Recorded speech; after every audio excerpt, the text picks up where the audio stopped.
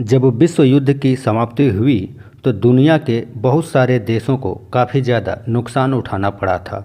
ऐसे में सभी देश चिंतित थे कि ऐसी कोई घटना भविष्य में दोबारा ना घटे।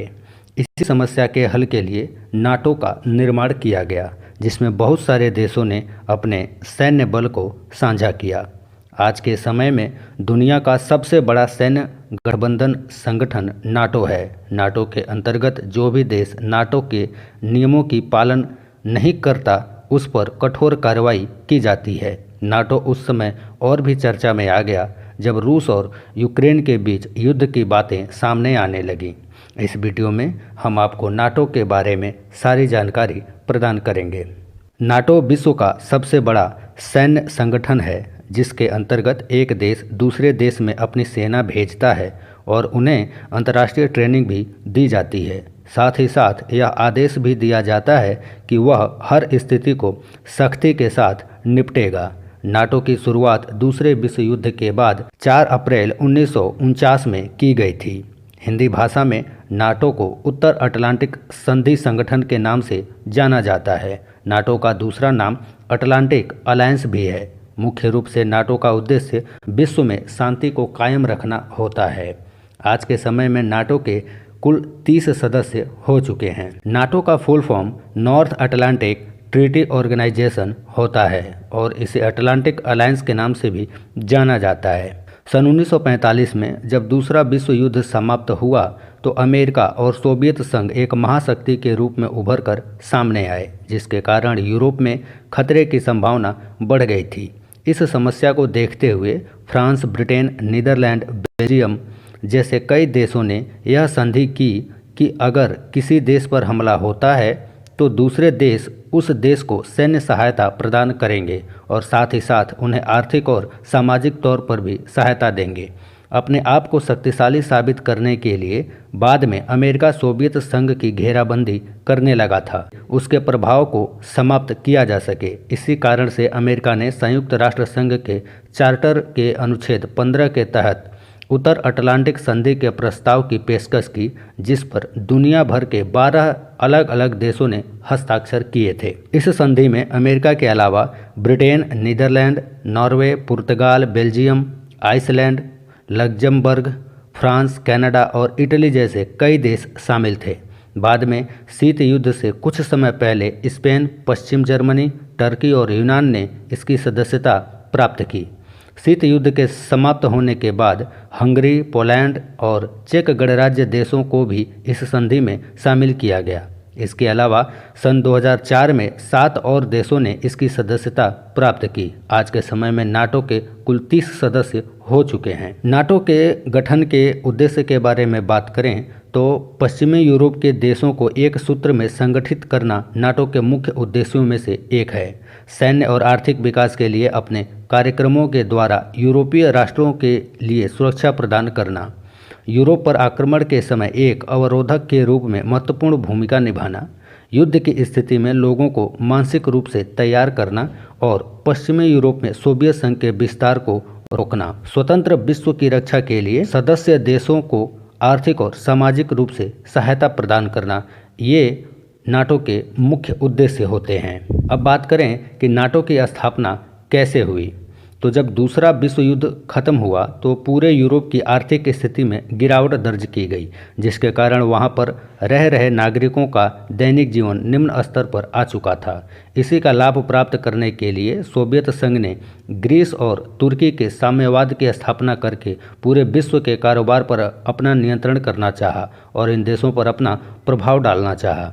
उस समय अगर सोवियत संघ तुर्की पर विजय प्राप्त कर लेता तो उसका नियंत्रण काला सागर पर भी हो जाता और इसके लाभ के रूप में वह आसपास के सभी देशों पर साम्यवाद की स्थापना कर सकता था। इसके साथ ही वह ग्रीस को भी अपने नियंत्रण में ले लेना चाहता था। इस प्रकार से वह भूमध्य सागर के द्वारा किए जाने वाले व्यापार पर भी अपना असर डाल सकता था। सोवियत संघ की यह सोच काफ़ी विस्तारवादी थी, जिसे अमेरिका ने अच्छी तरह से भांप लिया था। इन्हीं कुछ समस्याओं के निवारण के लिए नाटो की स्थापना की गई।